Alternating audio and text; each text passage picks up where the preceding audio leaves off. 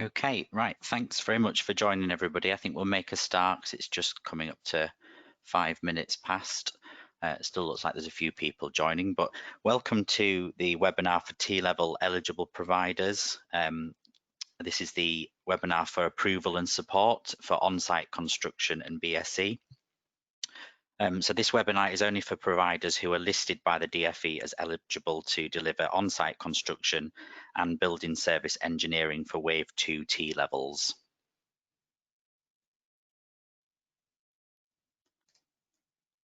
I do apologise, we seem to have an issue with my screen now. There we go.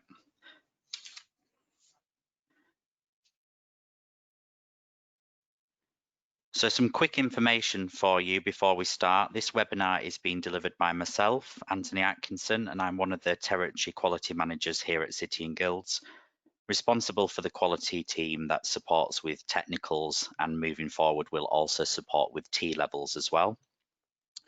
We're using GoToWebinar today, so all attendees will be in listen-only mode. And if I could just ask that you please send any questions using the chat function or question function on the right-hand side of your screen. Questions will be answered at the end of the session where possible, or will be collected after the webinar and answered in a FAQ update, which we'll send round. Just to note as well, the webinar is being recorded and will be available on our website along with a copy of the slide deck that I'm using today, hopefully by at least the end of the week.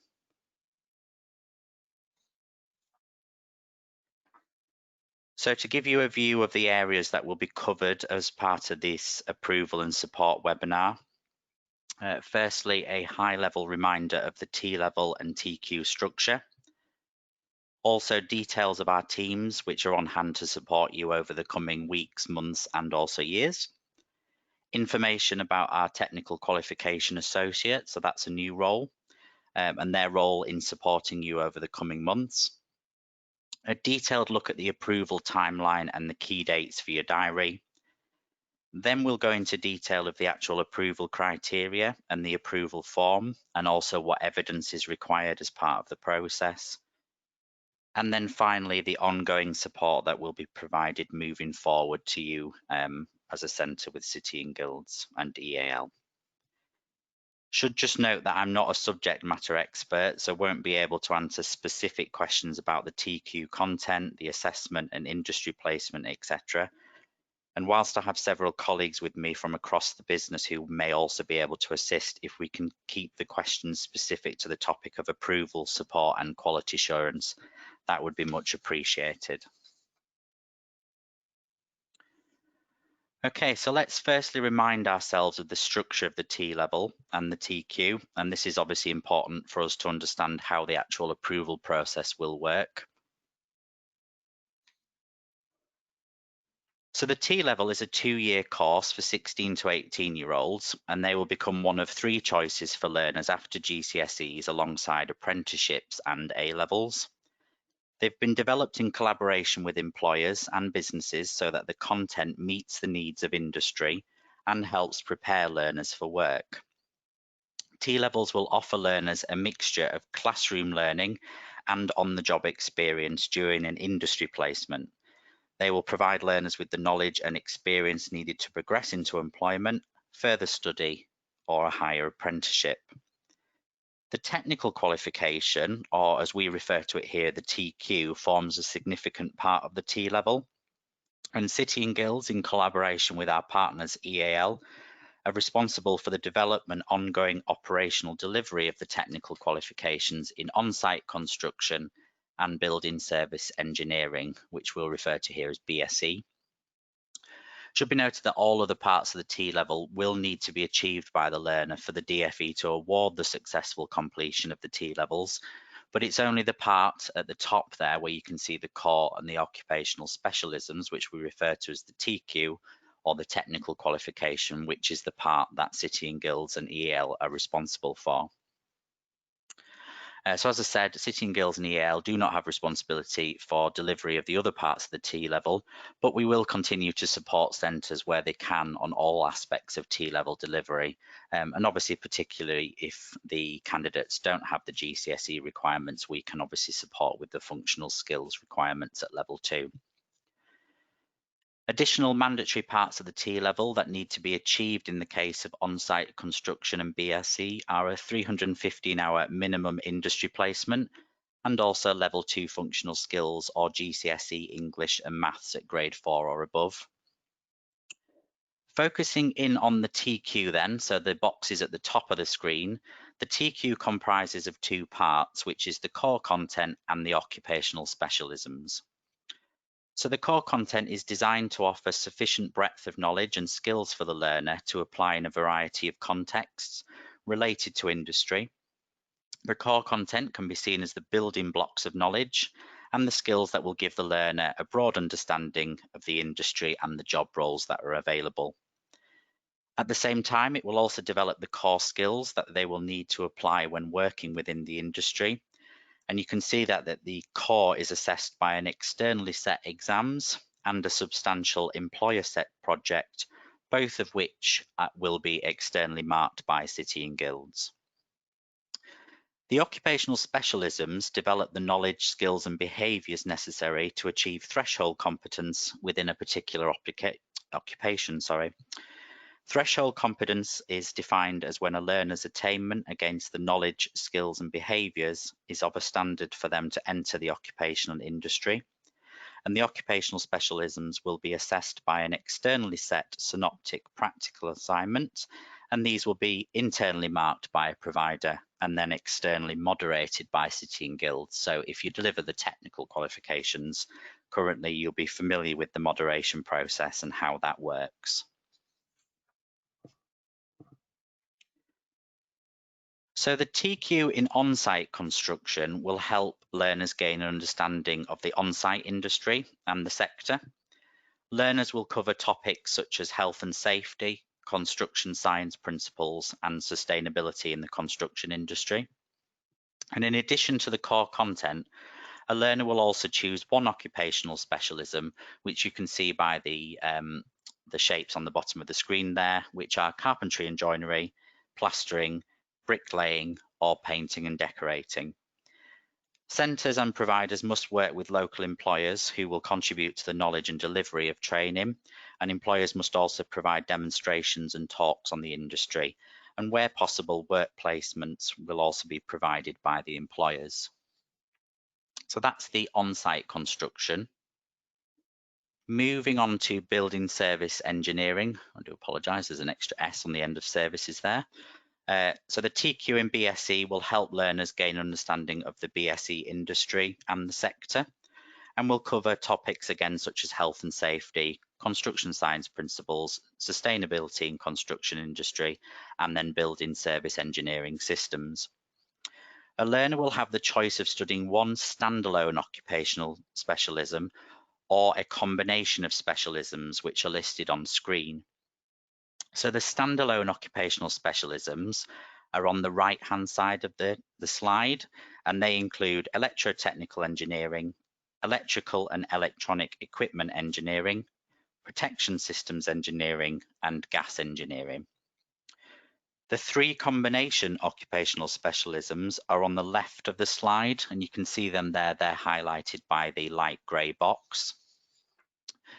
And these are plumbing engineering and heating engineering and ventilation, and then air conditioning engineering and refrigeration engineering.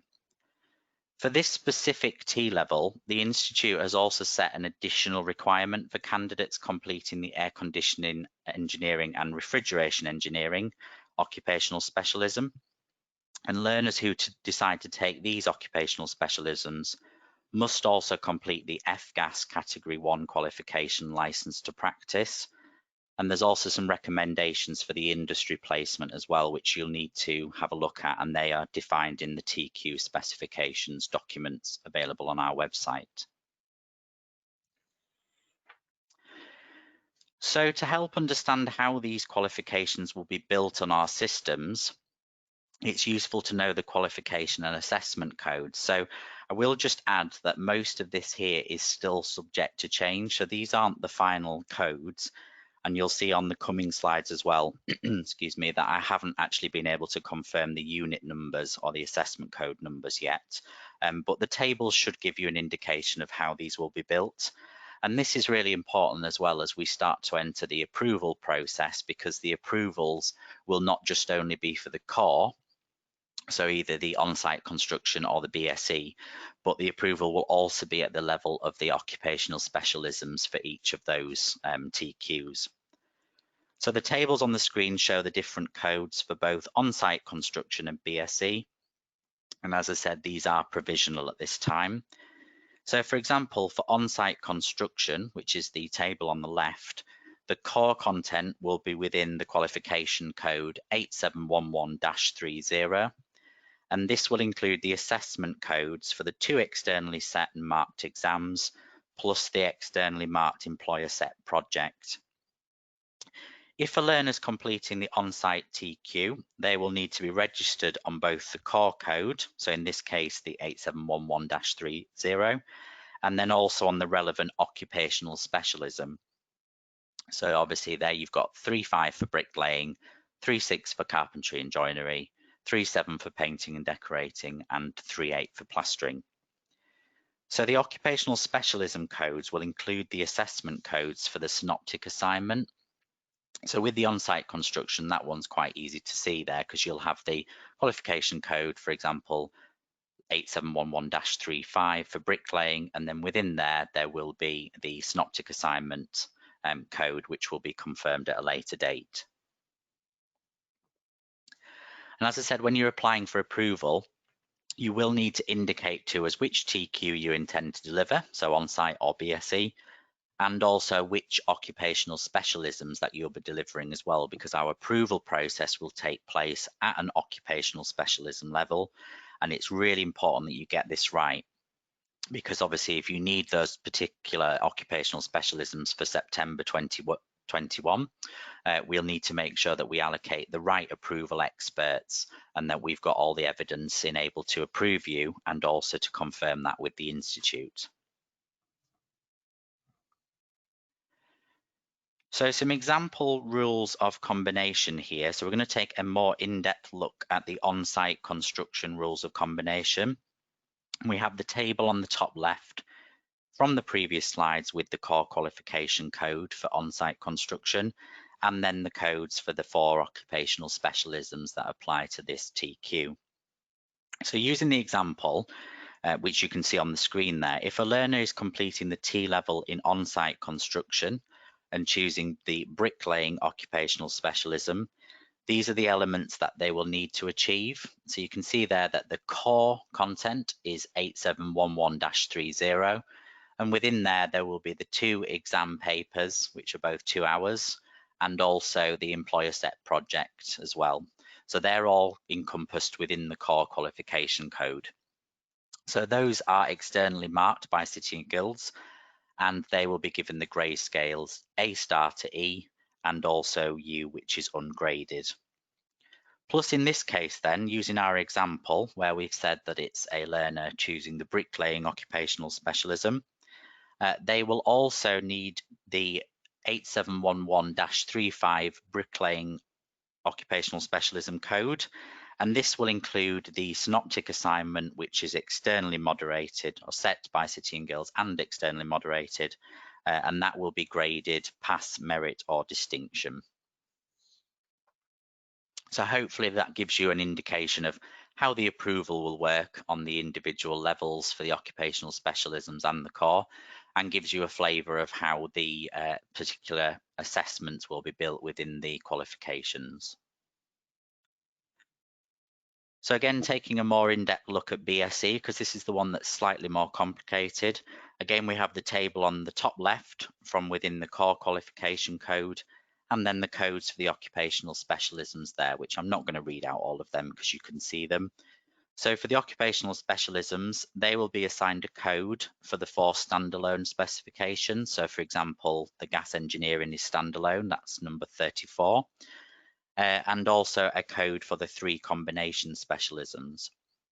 So you can see there on screen that, for example, plumbing and heating engineering and ventilation includes the same occupational specialism, but they will be given different codes dependent on the combinations, and then obviously the codes for the individual assessments within them. So if we use the example on screen, if a learner is completing the T-level in BSc and chooses the heating, engineering and ventilation combination of occupational specialism, these are the elements that they will have to achieve. So within the core, the 8710-30, you've got exam papers 1 and 2, and then the employer set project. All of those externally marked by City and Guilds, and then the grade scales A star to E and also ungraded. Plus, in this case, for our heating, engineering and ventilation example, you've got 871036, which is the heating, engineering and ventilation occupational specialism combination. And that will include 2 codes, one for heating and one for ventilation. Again, both of those externally moderated by City and Guilds, and they apply with grade scales, pass, merit and distinction. So as I said, they must complete the heating, engineering and the ventilation qualification code, which includes the 2 synoptic assignments, one for each, and then they'll be able to achieve that particular combination of occupational specialisms and will receive 1 grade. So that was a very high level reminder of the structure of the T levels and the TQ. So as I said, I'm not an industry expert and there are a number of other webinars, etc., that you can join to get a much more detailed understanding. And I would like to remind you that we do have a bank of resources available on our dedicated T levels webpage, which you can see a screenshot there on screen. This includes all the latest information on the TQs they offer, because obviously we've just won some new ones, which is obviously great news for us and also EAL, plus information for employers and providers, how to get involved in TQ development, and also a range of support webinars. This is also where you will find the TQ specifications, or you might refer to them as qualification handbooks, which are absolutely key. And if you haven't had a look at them and you're intending to deliver in next September 2021, it's really important that you start to get the detail of those TQ specifications. They are still in draft. However, as soon as we have approval from the Institute, we will, of course, update them in due course and communicate them with providers. For construction and BSE, make sure your delivery staff are booked onto one of our upcoming familiarisation webinars. So these have been held either this coming Wednesday, 25th of November at 12:30, and then there's also another one on Friday, the 27th of November, this coming Friday at 12:30 as well. So they're really, really key for your delivery staff, and make sure that they're booked onto those events. And then there's also a webinar on Wednesday, the 9th of December, which introduces the occupational specialisms for on-site construction and BSE. And I'd really encourage you, if you haven't already, to sign up to these webinars. Also like to take this opportunity to remind you that if you're not receiving our quarterly T-level bulletins or other communications regarding T-levels, then you need to sign up on our website as quickly as possible so you don't miss out on this key information and really important updates. And that's obviously crucial as we go through the approval process as well. It's really, really simple to do. You just go to the City and Guilds website, click on the T levels, which you can see at the top of the screen, the tab, and then on the top banner, and then just use the sign up option, which is on the link to the bottom right hand side. Really simple, just put your details in and we'll add you to our mailing lists. I should just mention as well that these webinars and these communications are only for ESFA eligible providers who've been approved to deliver T levels in 2021 onwards. So we move on now to the teams that you'll be in contact with here at City and Guilds, and also the support we have in place for you.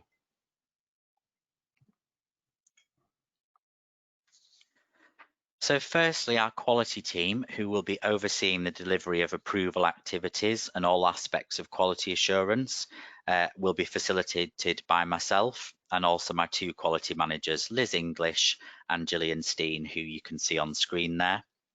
And they're also on the webinar today.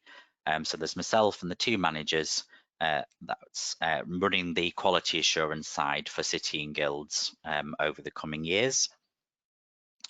Within our sub-team, so we actually look after what's called Quality Team 3, and out of our quality team, we've also allocated 4 quality coordinators, Michael, Naomi, Jamie Lee, and Emily, whose role it will be to support you, deal with queries and questions, and facilitate approval and support activities. We've decided to take this approach because we want it to be a very familiar approach, and we want you to be able to have that one-to-one contact with us and the quality team, certainly through the first year getting you approved, rather than having to deal with the wider quality team. You'll also have access to a new team of TQAs who are our technical qualification associates, and I'm going to provide a little bit more detail on their roles shortly and how they can help you. And you'll notice as we go through this process in these slides, it's all about support, support, support, and we're being very proactive. We want to be able to make that support available to you right from the start to get you approved and to really help you be in the best position that you can be when you're delivering for the first time next year. And obviously with all the challenges around COVID as well, we think that's even more important than ever. If you've delivered technical qualifications with us previously, you'll be familiar with the email address and the telephone number on screen there for our technicals quality team. And it's this email address and telephone number that you should be using for all queries, as the operational delivery of these T-level technical qualifications will be managed by City and Guilds and not EAL. So all approvals will need to go through the City and Guilds quality team at this stage, even if you're not a City and Guilds customer or you're an EAL customer and not a City and Guilds customer, you need to communicate through us using the details that are on screen.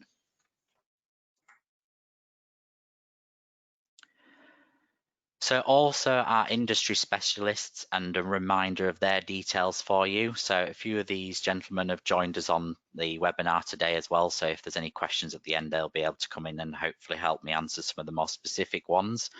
So you've got Jason Howe, who's our technical advisor for construction, Rob Mallender, technical advisor for building service engineering, Salim Visram, our industry manager for BSE, and also Michael Scarrett, who is the product specialist for EAL, our partner for these T-levels, and Michael has also joined us on the webinar today.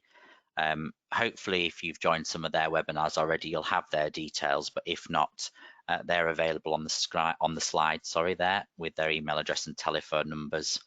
So if you need them, just quickly screenshot them, or of course, they'll be available on the slide deck once we release them later this week.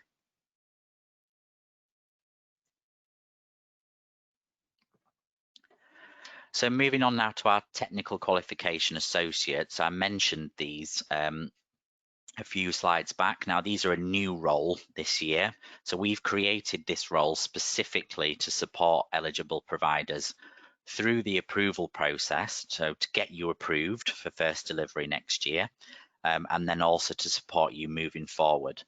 Now, before I move into these, you will hear me refer to them as TQAs throughout the presentation.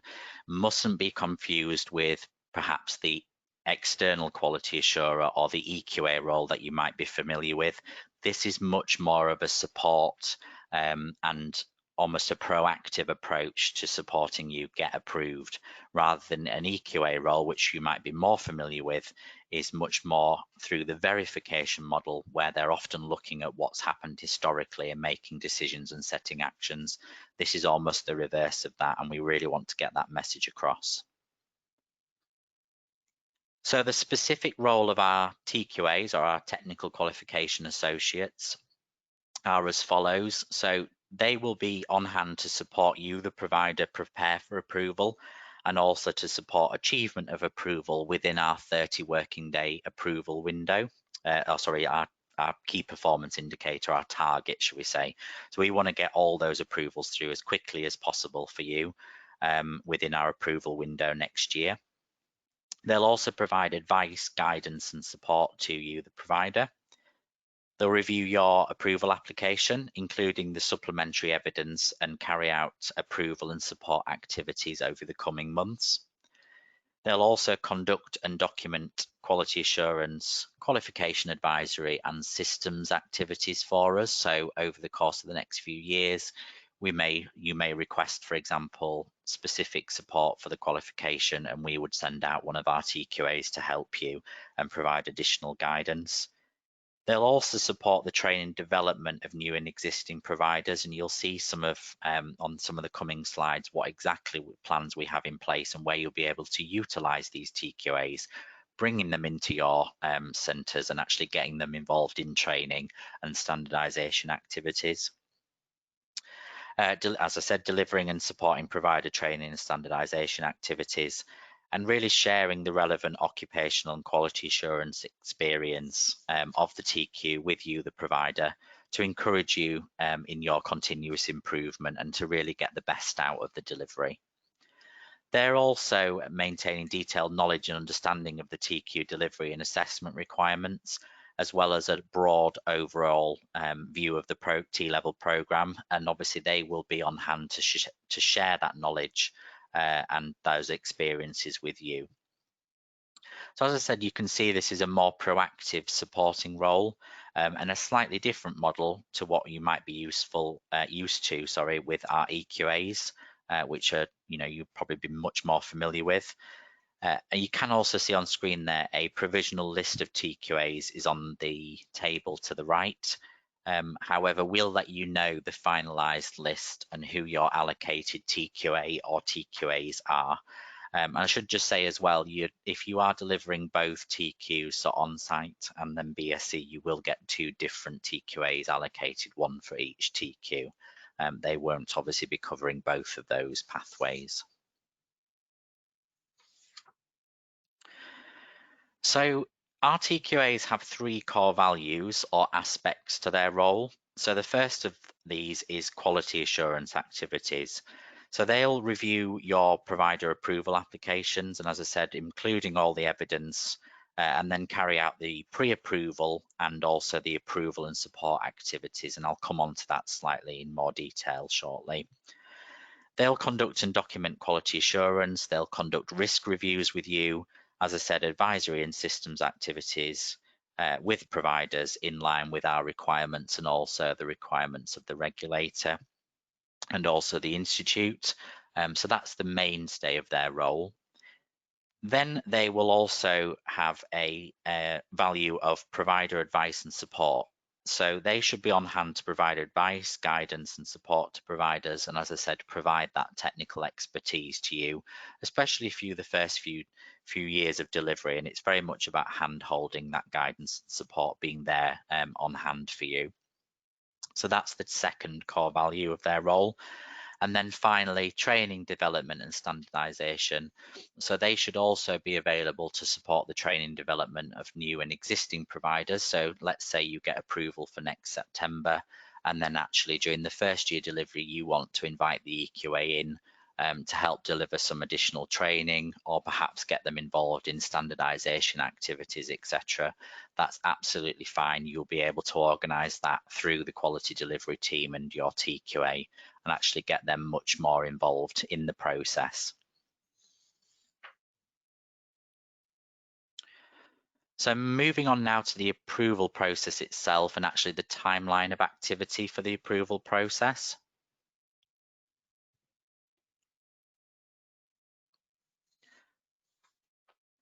So we've split the approval process into 2 sections. So this is referred to as pre-approval, which is referred by the, what should we say, light green turquoise colour on the left-hand side. And then the approval window itself, which is the red section in the middle. So pre-approval support starts on Tuesday, the 1st of December. And if you've completed our pre-approval questionnaire, which we've frantically been trying to get as many providers to complete as possible, you'll start to be allocated one of our TQAs across December, and they'll start to provide that informal support and guidance across the coming weeks and months. So I know many of you will have received emails from my colleague Emily within the team badgering you to try and complete these forms, and thank you if you have already, but if you haven't, we'll make sure that the link goes out again after today's session. It's really important that you fill in that form as a matter of urgency. Only takes a few minutes, and then we can start to look at allocating TQAs to you so that you've got the right support. It's really important that you do that pre-approval form because we need to know at this stage which of the two TQs that you're intending to deliver and also the occupational specialisms that you're intending to deliver. So we need that to be able to allocate the right TQAs to you. After the Christmas and the New Year period, we'll start to release the final versions of the approval forms. So we'll pop these on our T-Levels webpage for you. And then the approval window will officially open for eligible providers on Monday, the 22nd of February. So we're really keen to get as many providers approved as possible, quickly and simply. We don't want to make the process any more complicated than it has to be. And obviously it's very challenging at the moment with the current pandemic. However, we're also conscious that we don't want everything to be picked up last minute, especially if there are problems. So we have set a provisional deadline for those applications to be back with us no later than Friday, the 26th of March. So you've got that pre-approval window at the moment. That's your informal support window. As I say, it's not mandatory. However, really would encourage you to make use of that window and the support that's available. The approval window will open officially on Monday, the 22nd of February, and that's when you can start to submit your application forms to us. And we'll also open the portal so that you can upload the evidence. And we do need all those application forms back by Friday, the 26th of March, if you are wanting to deliver or first delivery in September 2021. We'll then carry out the approval review process across March, April and May with our TQAs, who they will meet with you via webinars, they can join Teams meetings, etc., video conferencing, and they'll also carry out their approval review activity remotely. Approval activity and support will continue throughout the approval window. So it's very much a case of we will direct and tailor the approval process to exactly what you need. So if you're much further ahead, you might find that the actual approval process is very quick, doesn't take much time. But if you are sort of behind, the certain areas that we pick up might be risk, or you're not quite ready in terms of delivery of resources, etc., then we will tailor that TQA support to you specifically to help get you to the position that you need ready for delivery. And then finally, once approved, we move into the post-approval delivery and support phase, which is the yellow boxes on the right hand side. So there is a little bit of a gap between August and September, so don't worry about that. Again, it's just allowing the time for us to pick up any actions with you, and also giving you a chance to look at any action plans that we might set so that you can get them sorted and be in a position to start delivery in September. So we're going to break this down a little bit more detail now. So here's what to expect from us throughout the approval timeline and in terms of support during the different phases. So the pre-approval window, subject to you completing the short pre-approval questionnaire, which, as I said, should take no more than, say, 5 to 10 minutes. I think on average at the moment, it says it's taking you about 5 minutes to complete. You'll get a introductory call from your TQA with the provider, and then they'll ask a number of questions, etc., get to know you in a bit more detail. We'll have provided the details that you've submitted on your pre-approval questionnaire as well. You'll have access to TQA support and guidance, and also we're making available at least 2 times 2 hour support webinars with your specific TQA, so you'll be able to set up those with the quality delivery team, and you'll be able to have either a video conference session joined by Microsoft Teams, Skype, etc., with your TQA, just to have an informal chat through, look at where you are in terms of delivery preparation, and start to look at some of the criteria for the approval process as well. As I said, that's an informal process. It's in addition to the approval process, so really encourage you to make use of that. They'll be able to talk through the TQ specifications with you, so you can sit and go through those with your TQA, make sure you're familiar with them, ask any questions, etc. and they'll also be able to support with evidence collection and making sure that you've got all the right documentation in place, or at least a plan of action to make sure it's in place, ready for the approval process. So that runs through until the 21st of February. Then the approval window, so that's where it becomes more formal. So it's the formal approval process. The TQA will review the eligible provider approval applications. The provider approval and support videos on webinars will take place. So there, what's likely to happen is there'll be a remote approval that will take place by your TQA. They'll review all the evidence that you've submitted, and then they will book in either a full day video conference with you, again via Teams or Skype, or you might find it more useful to do a couple of half days over a period of a few weeks. As I said, the TQA will review your resources, will advise anything that needs to be improved or is missing, and they'll also set action and improvement plans as necessary. They'll review delivery assessment, IQA, and standardization plans with you. They will support provider approval of the core and the occupational specialisms. So again, you might have more than one TQA allocated to you depending on which TQ you're intending to deliver, and also which occupational specialisms you're delivering. The TQA will continue to share relevant knowledge and expertise to ensure that you're able to be approved, or we'll do our very best to be able to get you to be approved. And the TQA will also check that you're ready to deliver. And primarily, the idea is that they're protecting the integrity of the TQs for both City and Guilds and EAL, but also more importantly, the Institute as well, to make sure that these are really robust and really good qualifications.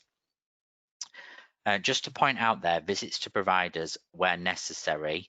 At the moment, this will depend on how we progress with the COVID-19 pandemic. So at the moment, our plan is to do everything remotely. But where necessary, if there are some really, significant issues, perhaps technology is not on your side, etc., we will still consider approval activities or visits, by the TQA. However, they will need to be approved by the quality team firstly, and obviously we will need to make sure that we protect our TQA's best interests as well. Finally, once we've got through that phase, which I'm sure will be a relief, we move into the post-approval and delivery phase. And again, the TQAs will still be continuing for new eligible providers through the approval process.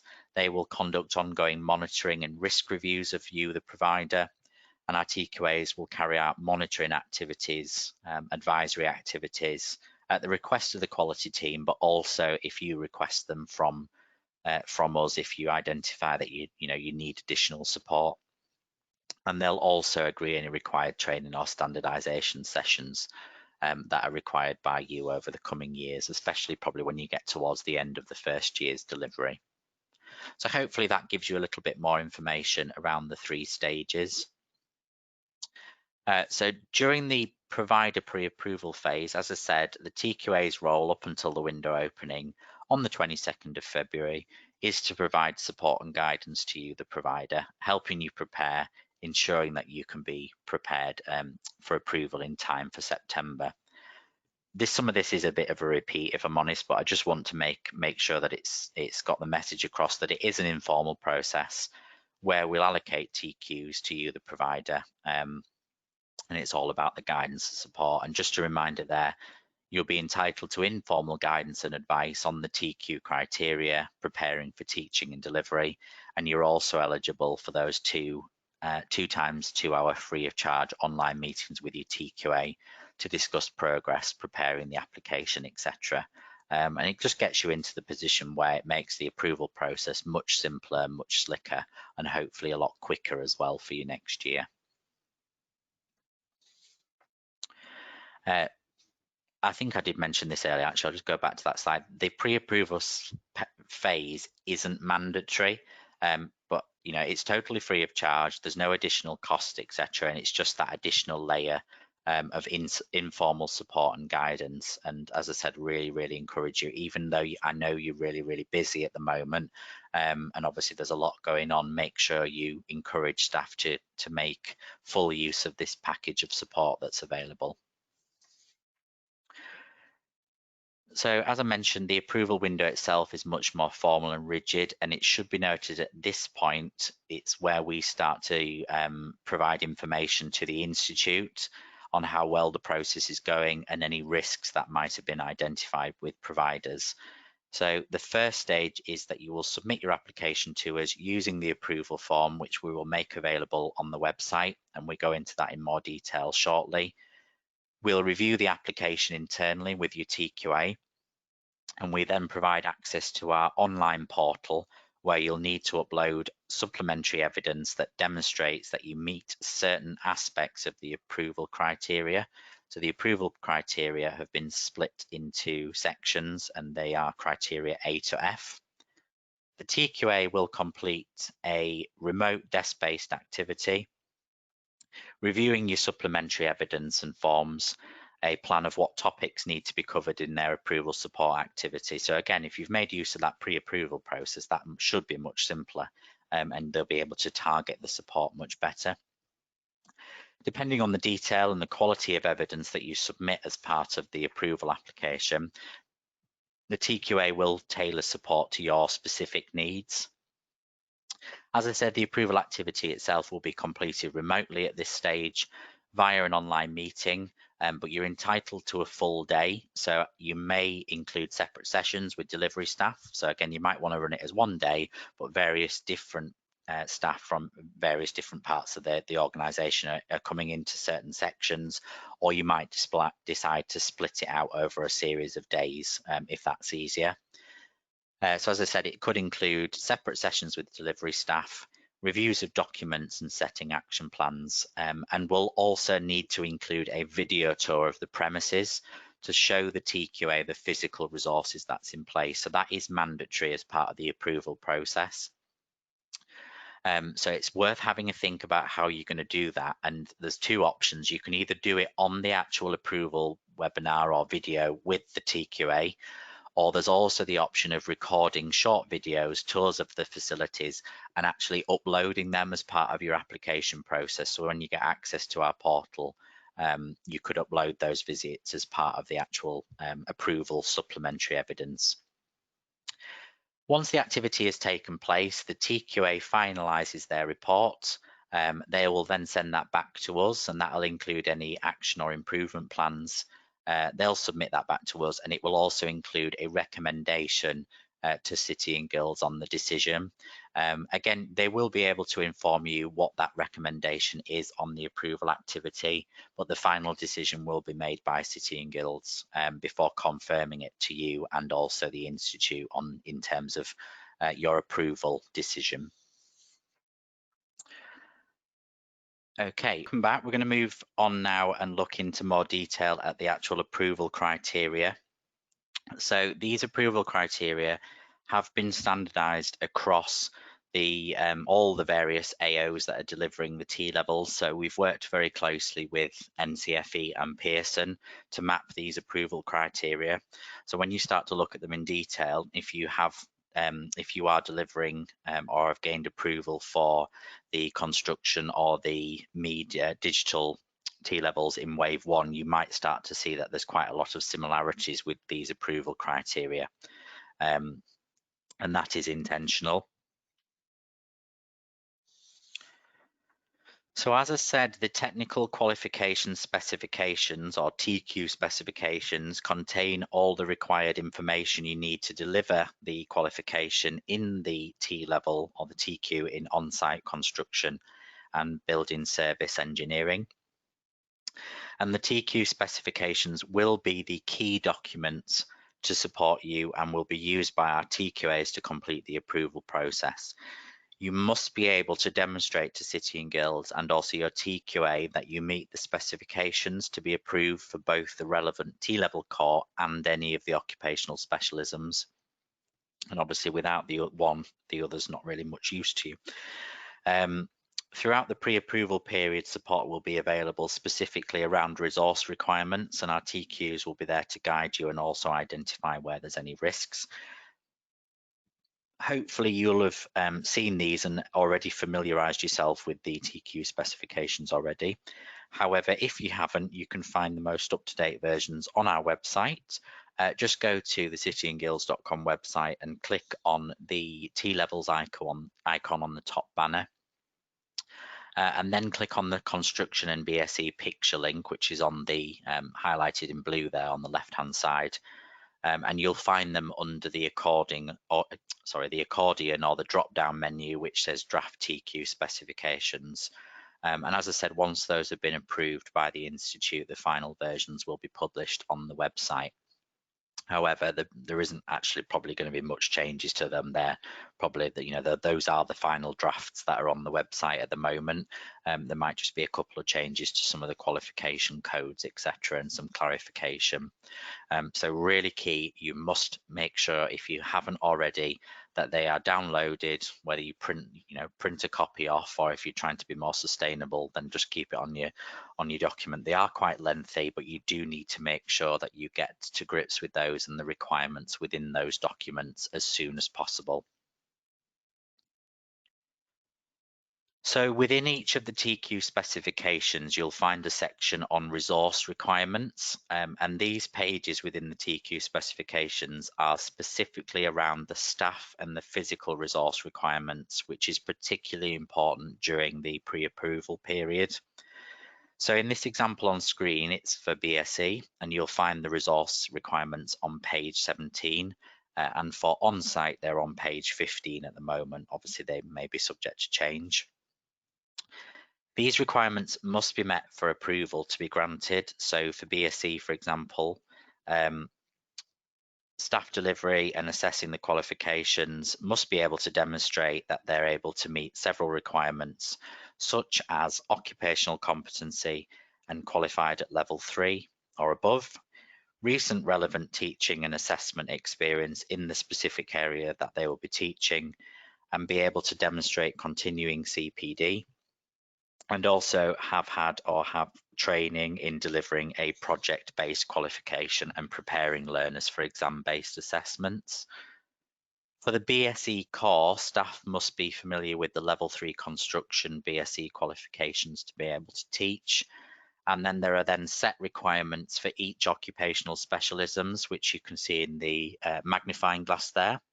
So electrotechnical engineering requires an NVQ level 3 in electrical installations, and also have AM2 qualification or have a current JIB or ECS gold card registration.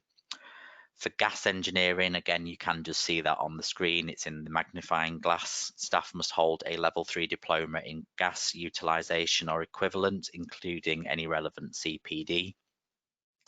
And so on, and each of those TQ specifications goes through the specific requirements for the core and then breaks down the occupational specialism specific requirements as well.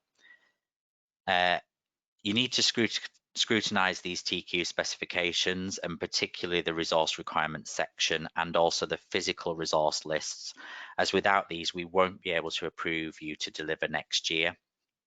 Evidence to meet the criteria for the core requirements and also the occupational specialism requirements you are delivering will need to be provided as part of the application process. And also for some of the criteria, evidence will need to be uploaded to our secure platform, including lists of staff and their relevant copies of qualifications, CPD records, etc., all of which will then be reviewed remotely via the TQA. Where visits are not taking place, as I've said previously, video evidence should be provided to supplement confirmation of physical resource lists, and this could include video tours recorded of your facilities or showing this as part of a live video tour with the TQA when the actual approval visit takes place. Make sure you plan this in now and have the technology available to complete this as part of the process, because that's really important, especially if we can't do the approval visits.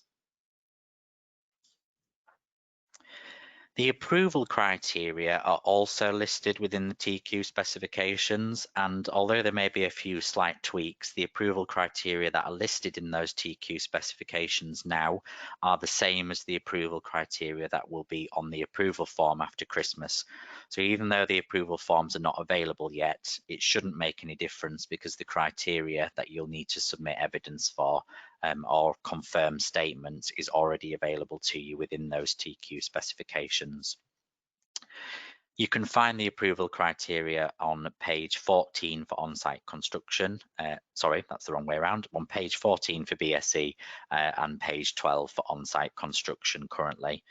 And the criteria cover 6 distinct themes or categorized with criterion A to F. So they are criteria A, which is management systems.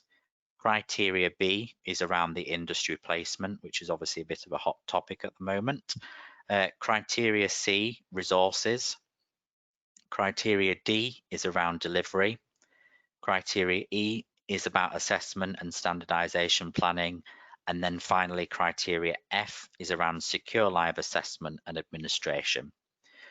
So the approval application review process will comprise of a self-assessment approach. So when you do the actual approval form, some of it is in the form of self-assessment, but then there's also the requirement to provide specific evidence to meet certain criterion, such as A5, B2, C9, etc., which I've used on screen.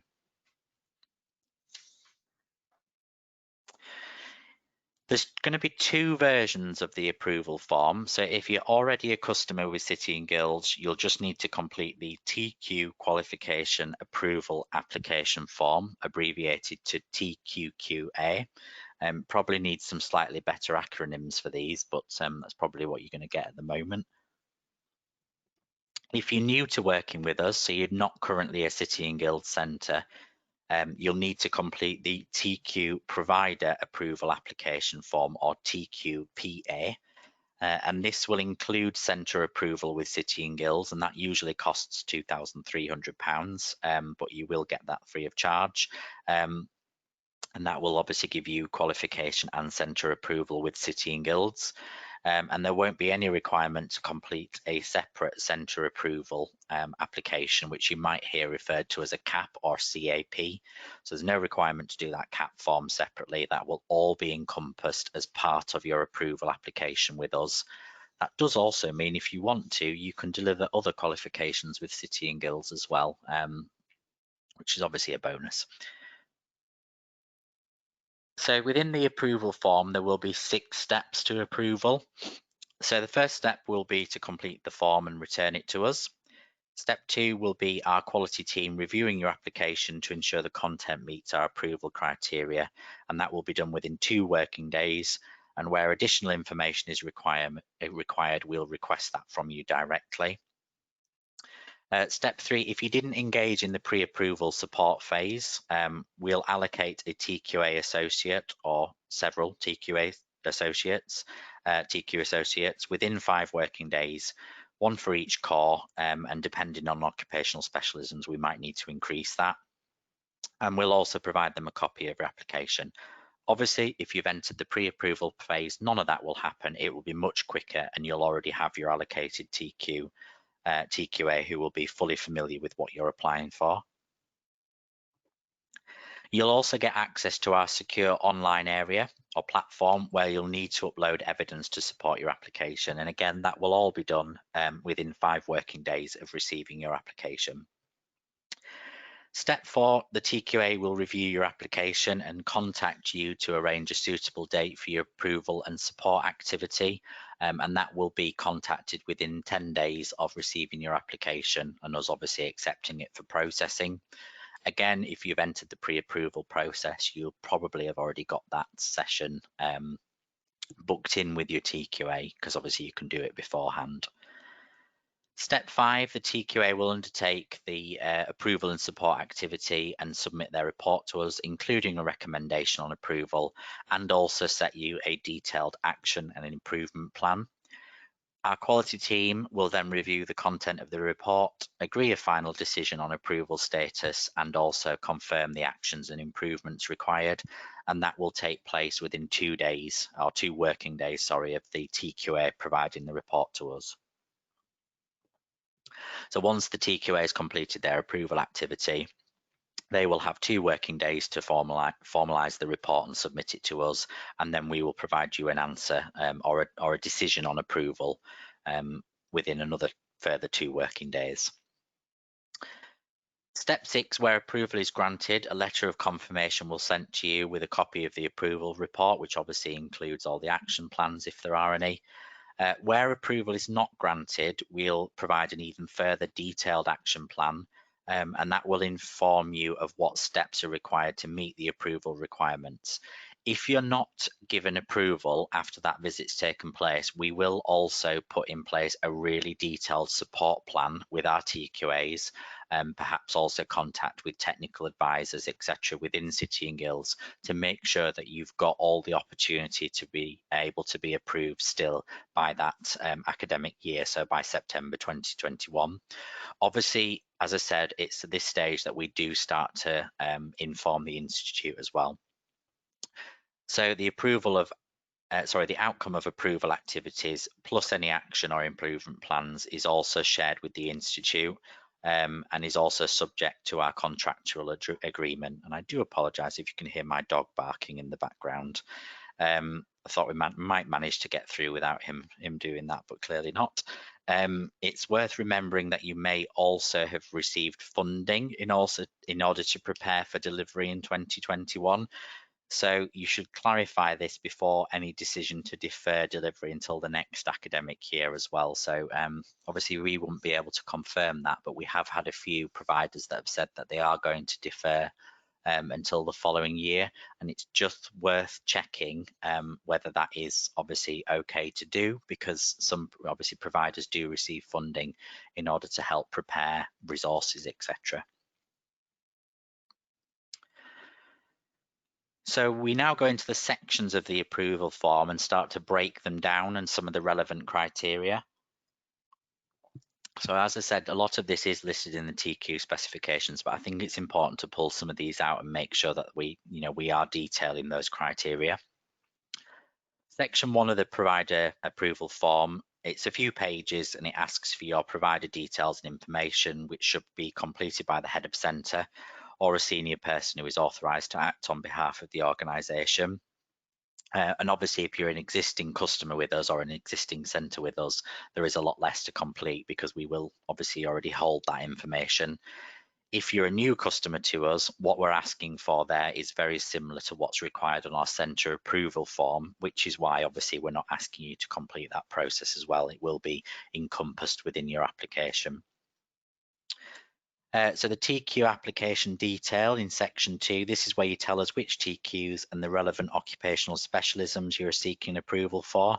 So I know we've already asked for that in the pre-approval stage, but this is where you will, officially confirm.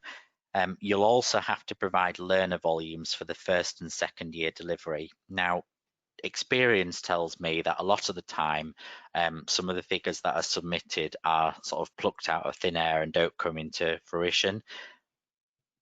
But we do need you to try and make sure that these are as accurate as possible in order for us to ensure we have the sufficient resources to meet your needs. So it's really clear, if you can do your very best to make sure that those numbers that you're putting in there are based on proper planning and obviously what's available within your centre. Note that the page is split into 2 columns as well, so if you're applying for both on-site construction as well as BSc, you'll need to complete both sections of the form. Section 3 is the TQ approval criteria. So providers must now complete a confirmatory checklist or self-assessment to state whether they can meet the criteria necessary for the approval. Some of the checklist criteria will require you to upload supporting evidence and documents, as I've said. And when we actually release the final approval form, we are going to make it very clear where you need to provide specific evidence. And when you actually log into the portal that we're going to use, it will be mapped to these criteria. So if you can see on the screen there, it says management systems. Management systems is criteria A, and then you can see there's various criterion in there, A1, A2, etc. The actual approval form will identify where you need to upload evidence, and also then when you log into the portal, it will have criteria listed where you upload the evidence against them. Note that questions need to be marked either yes or no by the provider, and please don't just go through and put yes to everything, because obviously it will make it a lot more complicated for the TQA to unpick everything. As I said, each of the criteria has a reference number, and if the criteria is ticked as a no, there is a further section where you, the provider, can detail how these criteria will be addressed prior to approval.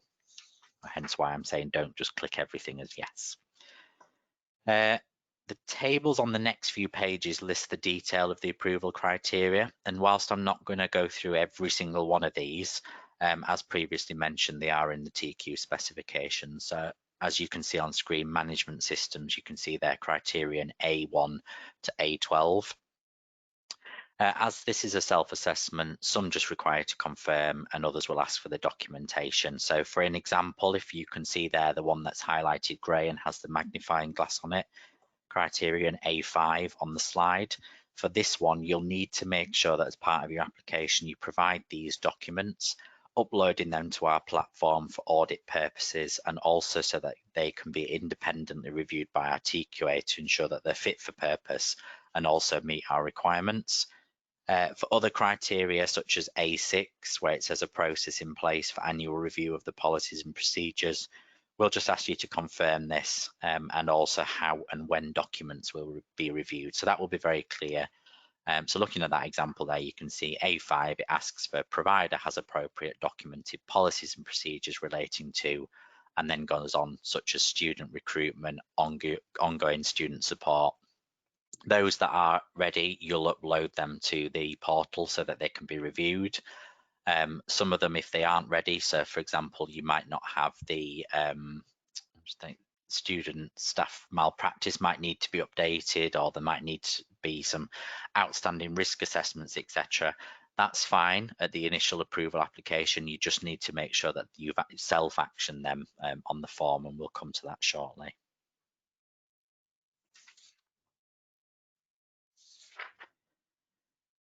So the next one you can see there is for industry placement. So that's criteria B. It's quite a short one. As I said, I think this is a bit of a hot topic at the moment with COVID-19 and the impacts, etc. And criteria B1 has a requirement for evidence of policies and procedures to be made available to us, such as risk assessments, health and safety assessments, as well as details of how you will quality assure and monitor placements to ensure the safety of learners, and also just to make sure that they're fit for purpose and robust for the TQ. For criteria C, which is resources, the table on the right-hand side of the screen, you'll have to provide details of staff, qualifications, CPD, etc. However, there's also criteria C8 and C9, which asks about any third-party agreements which may be in place, and these will need to be reviewed by the TQA.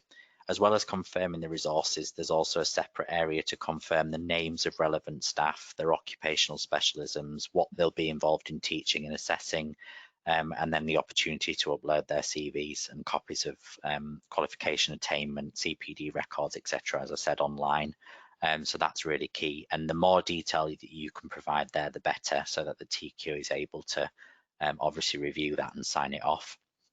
As I said, even though we haven't opened the approval process yet, these are listed in the TQ specifications, and it's worth starting to compile the evidence and the information so that it makes it much simpler for the process.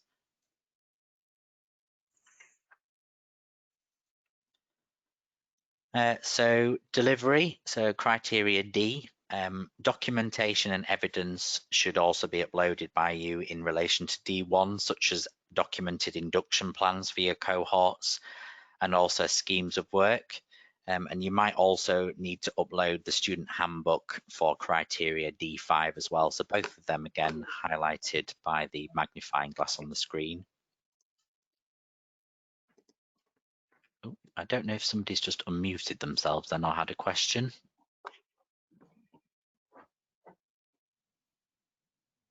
No, okay, I'll move on. Providers may also need evidence to support criteria E3 and E5. So E is assessment and standardization planning.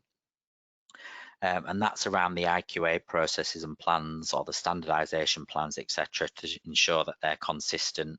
And whilst we appreciate, again, a lot of them will be developed over the course of the first few years of delivery, again, they need to be robust processes in place, and then obviously identify if there's any additional support that's needed by the TQA. The more evidence provided, obviously, at the application process, I think I've said this, the quicker the approval process and the more time the TQA has to be able to support you as well in other areas, tailoring that support rather than having to spend time reviewing documentation. And then finally, criteria F, which is secure live assessment and administration. Providers will need to make sure that their examination policies are available for review in order to meet, for example, criteria F4, again highlighted in grey and has the magnifying glass on the screen. And you'll also need to provide information around any recent JCQ inspections, their outcomes, any exam audits that have either been completed by City and Guilds or any other awarding organisations actually as well. They're perfectly acceptable. That helps demonstrate a robust process is in place for that secure live assessment and administration.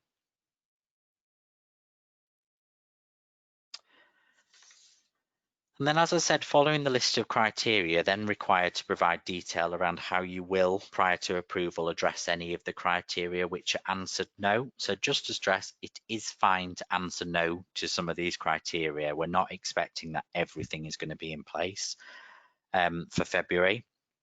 So as long as you document this, your TQA will take that into consideration, and obviously that will be compiled as part of the support package available and also be looked at as part of the approval process.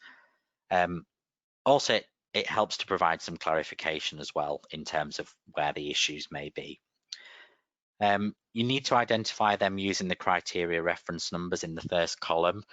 So I've put some examples in there on the table on screen. So for example, let's say for criteria in A5, some of the documents listed are not yet finished or under review. You can list these and provide detail of when they'll be ready available to us. And similarly for B1, the second one there, I've suggested, for example, that a specific employer site visit is currently not permitted due to COVID-19, or perhaps that's probably not likely with it being construction, but just as an example, and there's a risk to risk assessments being outstanding.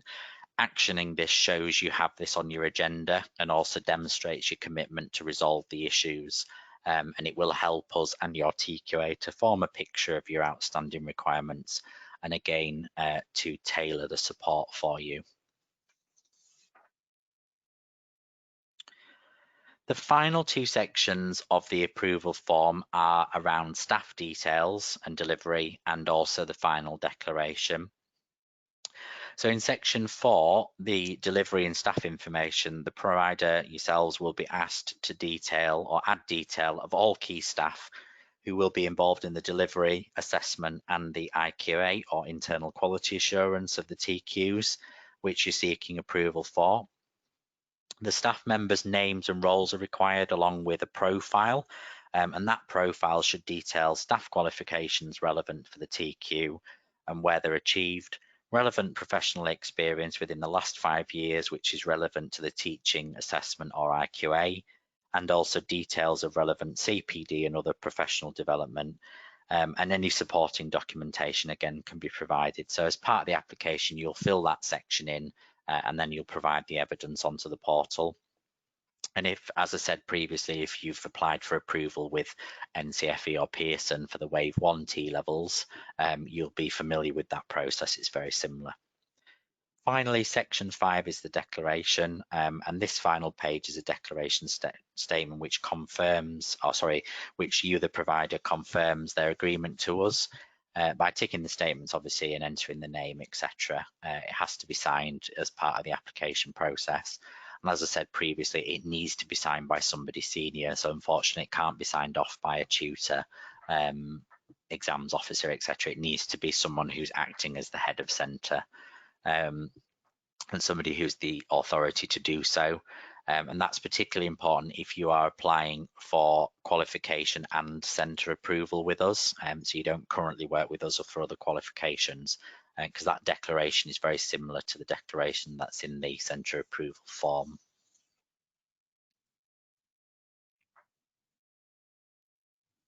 Okay, so as I said, we'll be using a secure platform for you to provide supplementary evidence as part of the application process. So you must avoid sending documents via email to ensure compliance with GDPR. Obviously, if you do send documents via email as well to your specific TQA, it will be very difficult for us to be able to document them. So that's why we're going to use a secure platform to record that information and obviously store that evidence as well for audit trail. We'll provide you with login details once we've received and accepted your official approval application within the approval window next year, so from the 22nd of February.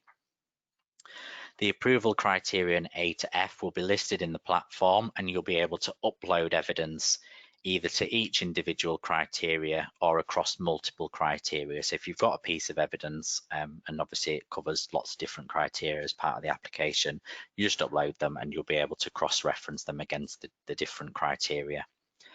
Your TQA will then have access to this portal as well, so they'll be able to go in and actually access the evidence that you've uploaded remotely, pull those documents down, review them, etc., and obviously confirm that they meet the criteria.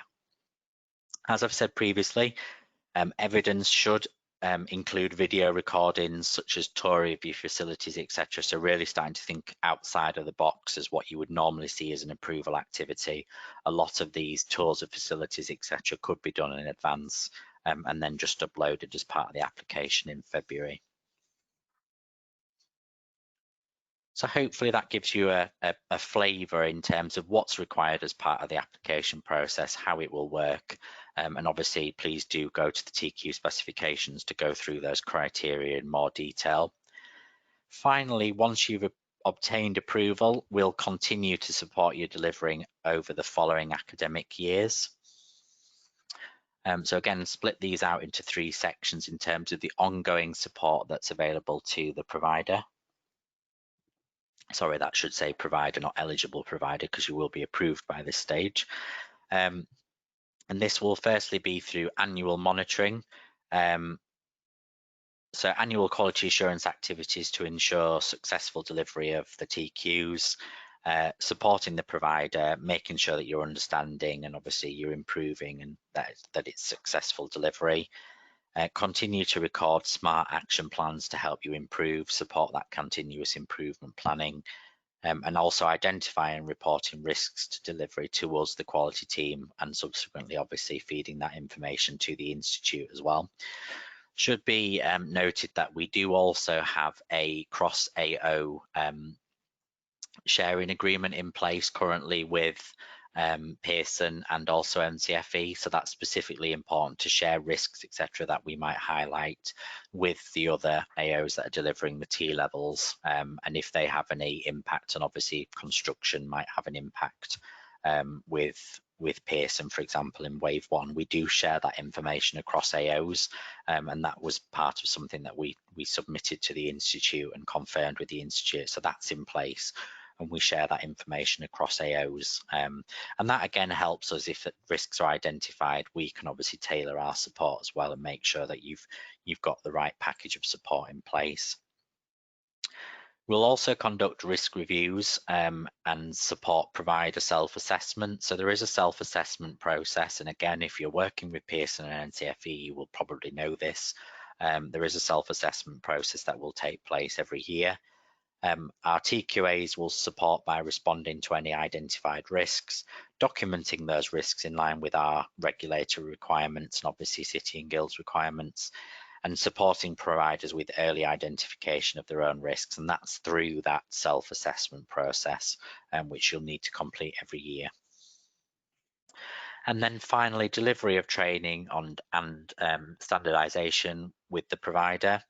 So our TQAs will be able to support with training and development, They'll be able to support, implement quality assurance models with you, obviously make sure that there's a mutual understanding between you and the TQA of any updates around the quality assurance models, changes, information about moderation, external marking, standardization activities. So as I said previously, TQA will be able to ensure support for continuous improvement and consistent performance. So they'll be able to come visit you or might join webinars around standardization, etc., to help support you with that, or any particular CPD activities, training activities, etc. And then also, as and when required, advisory or qualification advisory visits provided to you to support that best practice. And again, to support that continuous improvement and consistent performance across the TQs throughout their delivery.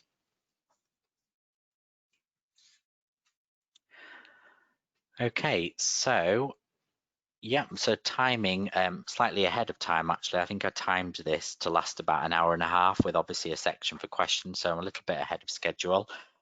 So this does bring us to the end of the webinar, and whilst I appreciate there's obviously been a lot to take in, and the approval process might seem quite daunting and complex, please don't worry. Our quality team and also your TQAs will be on hand to help. And if you do have any questions or just want to talk through any aspects of the approval process, then please drop myself or my team an email at technicals.quality@cityandguilds.com, or give us a call on 0300 303 5352. And there's a set number of options on there. I think you have to press option 2 and then choose the option for technicals and T-levels, and you'll come through to the right team. And obviously we'll help with any queries, questions, etc. We do have a quick turnaround time, so we aim to try and provide any answers to questions within one working day as well. So anything that you need, obviously drop us an email, give us a call, and we'll do our best to support you. And please do engage with the pre-approval process where you can. I fully appreciate how much you've got on as providers at the moment, especially if you're still intending to deliver in September 2021. But please don't leave it all to the last minute. Engage with that pre-approval process. Engage with the support that's available to you, and that will make the approval process much simpler across the coming months. And obviously, good luck with your applications. We will release the forms as quickly as possible after Christmas on the website. Once you've completed your pre-approval form, my team will start to allocate TQAs and they will get in contact with you. And then obviously we'll run probably another version of this webinar after Christmas, providing a bit more detail around the forms if you need it, etc. Guidance around uploading evidence to the portal that we'll be using. So I hope you found that useful, and it's covered the information that you wanted from this webinar. We will now finish the webinar and just see if there's any questions. Anybody wants to come in with questions. And I've got a number of people from across the business, Rob, etc., that have joined us, and some of my team as well, who will hopefully